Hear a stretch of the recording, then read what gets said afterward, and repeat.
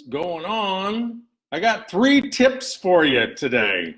I know you guys like tips. These are 3 tips to change your trajectory. Like maybe you're bumping along, maybe you're in and out, maybe you're not skyrocketed. I'll be brief. Just got a couple of things for you to think about. You know, the thing that I love about repetition is there's so many things that I think about doing, I intend to do, I decide to do, and really great ideas. And then I notice like a week later or a month later or a year later, I actually didn't implement them. So reminders are awesome, right? Because it's not that we learn something new, like the 3 things I'm going to tell you tonight. You're probably not going to learn anything new, but good chance these are things you've thought about doing before and you had good intentions to do them and you just didn't, right? So 3 awesome reminders to change this to this overnight, no matter what it is you're endeavoring to do. Here's the first one. Take whatever it is that you're endeavoring to do. Anything, doesn't matter what it is. The big project, this is what I'm going to do in 2019 or maybe even beyond. Just take the great big project and break it all the way down into something you will do every day. One thing that if you did that one thing every day, you can add up all those one things, you can compound all those one things, and you can extrapolate, big fancy mathematical word, you can extrapolate out that in 3 months or 6 months or 9 months or 12 months or 24 months, if you do the one thing every day, you're pretty much guaranteed to hit whatever your big giant goal is. Now, why is this so important? Well, it's just pure psychology. It's pure self-esteem, confidence. It all has to do with vision and motivation.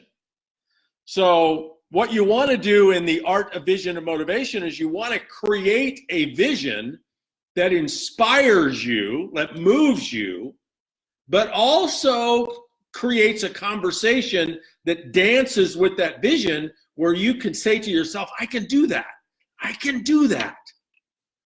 Because if you create this great big goal, it may be like, oh my gosh, if I could ever do that, that would be amazing.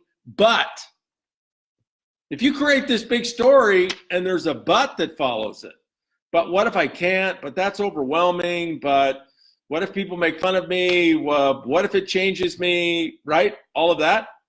Well, then in the art of vision and self-motivation, you're just sabotaging yourself. So one of the nuances of vision and self-motivation is that the bigger the vision, the more it triggers your old vision. The more it triggers that negative self-talk. The more it triggers that, well, who are you to take something like that on? You can't do that. You'll never do that. If you do that, people will make fun of you. What if you fail? What if you humiliate yourself? What if you're embarrassed? So whatever it is that you're endeavoring to do, boil it all the way down to a baby step, something that you can do every day, because the magic in that is that little goal, that little vision, that little story. So that doesn't trigger negative self-talk. So why is that magical? Because you got to do the single daily action, right?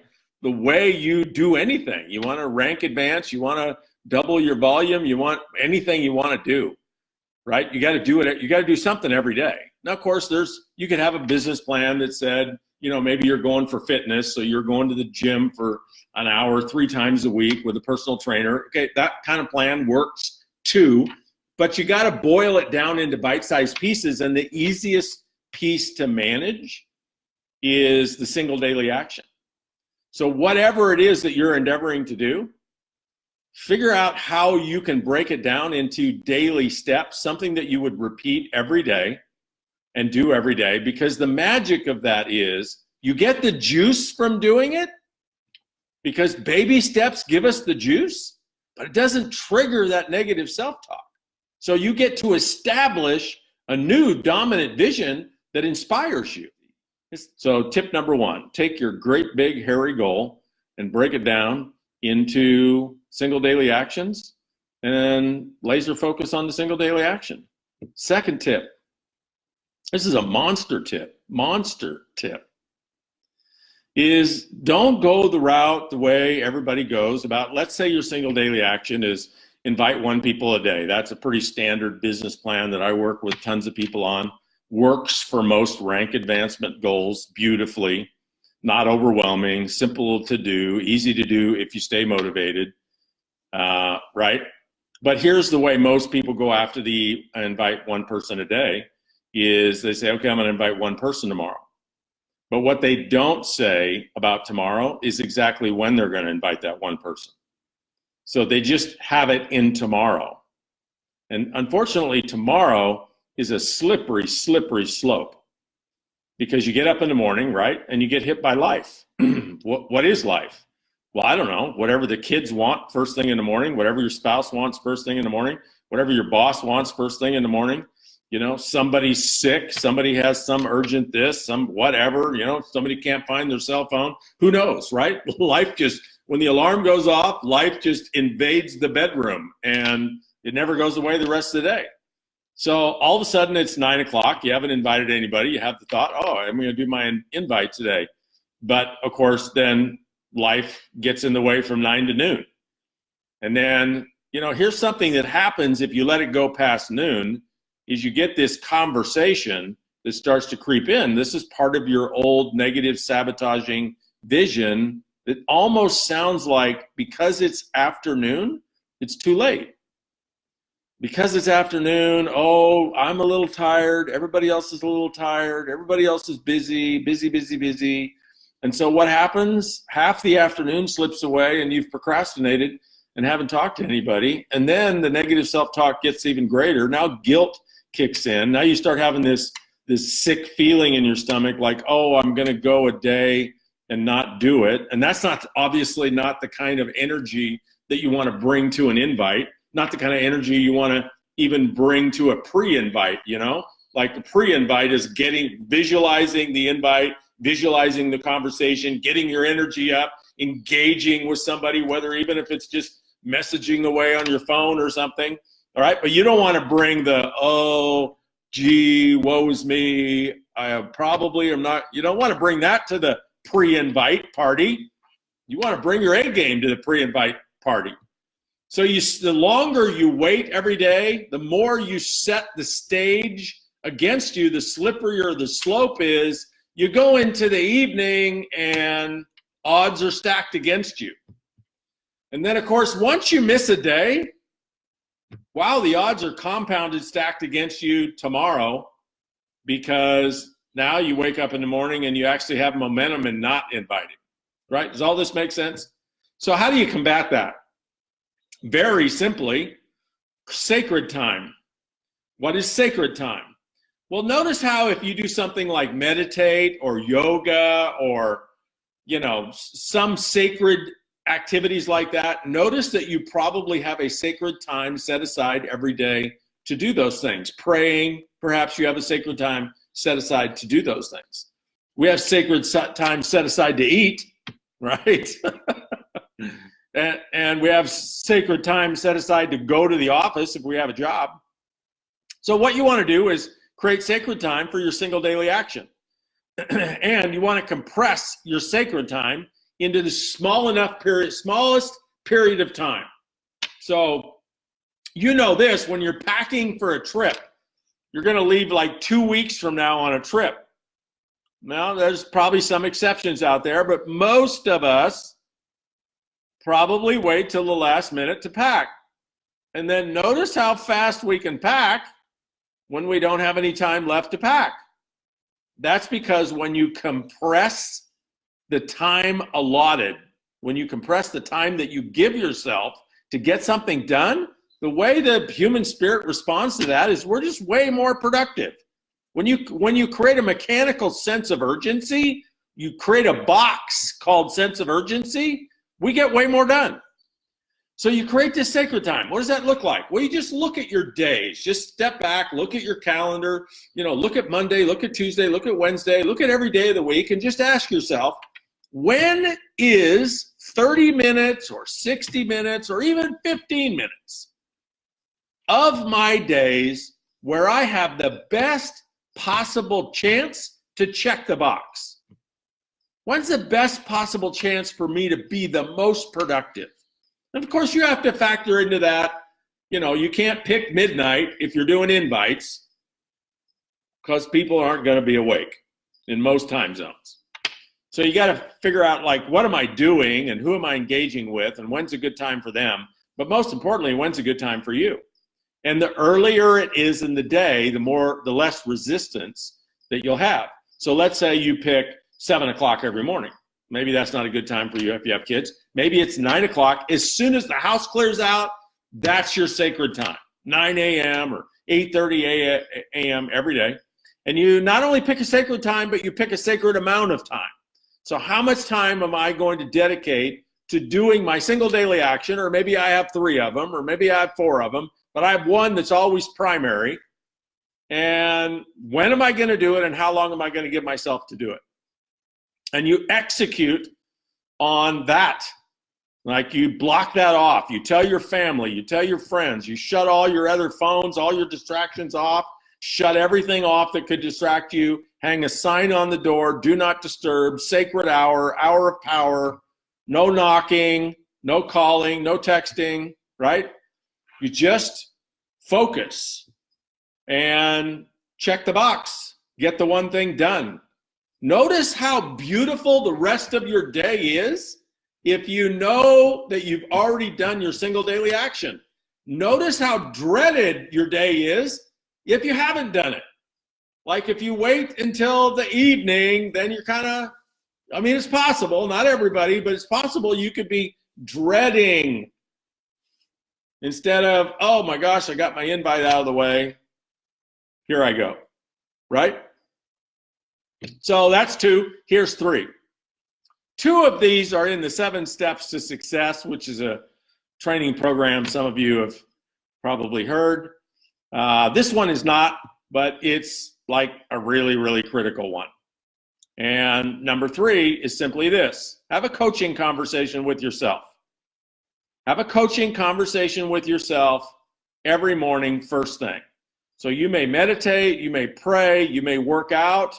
So work out your vision every morning.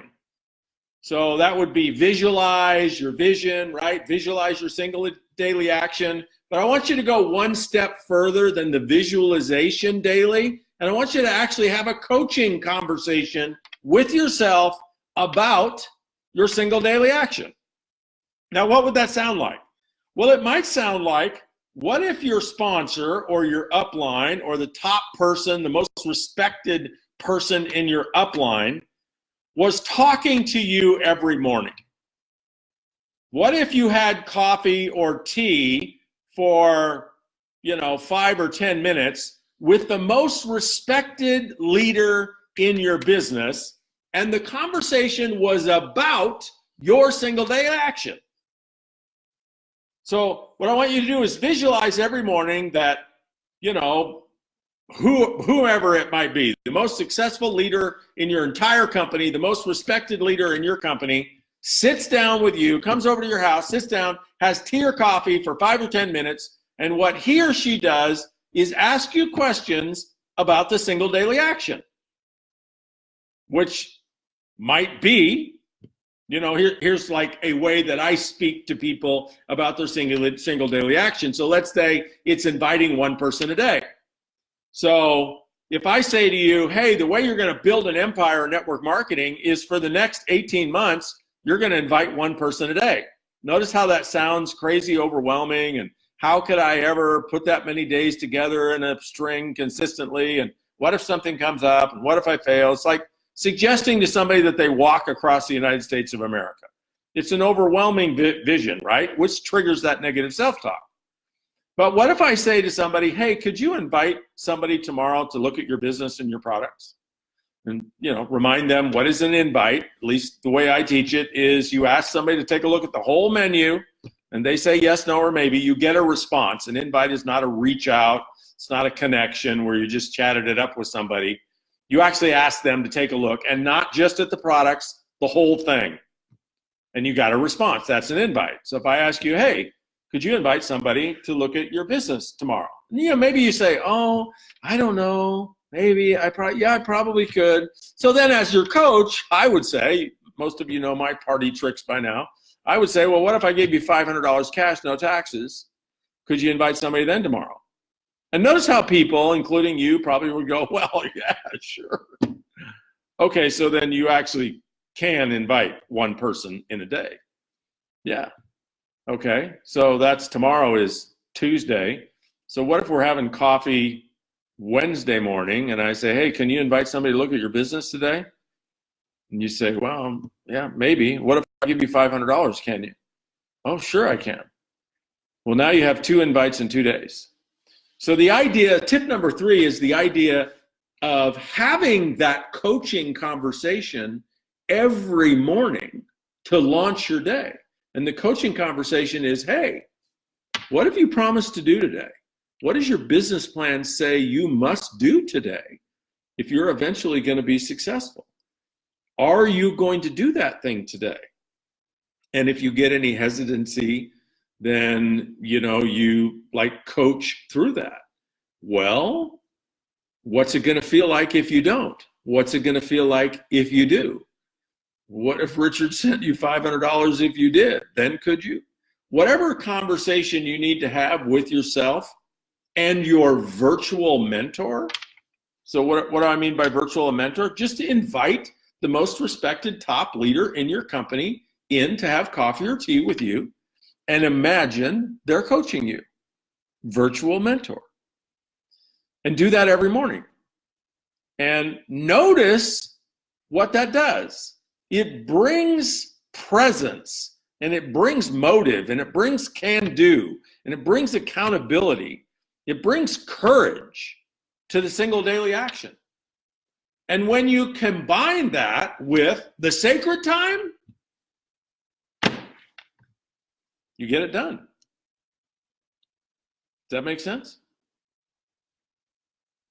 So those are your 3 tips, right? So hearing stuff is one thing. Reading stuff is one thing. Learning, that's awesome. Learning something is awesome. But what's really awesome, like what the intent of the author was, whether it's me speaking on a live or you reading a book, the intention of the author is that you execute. So execution, in my experience, takes spaced repetition. I need to hear stuff over and over and over and over and over again. And then maybe I'll execute it, right? Thank you all for joining. Over and out.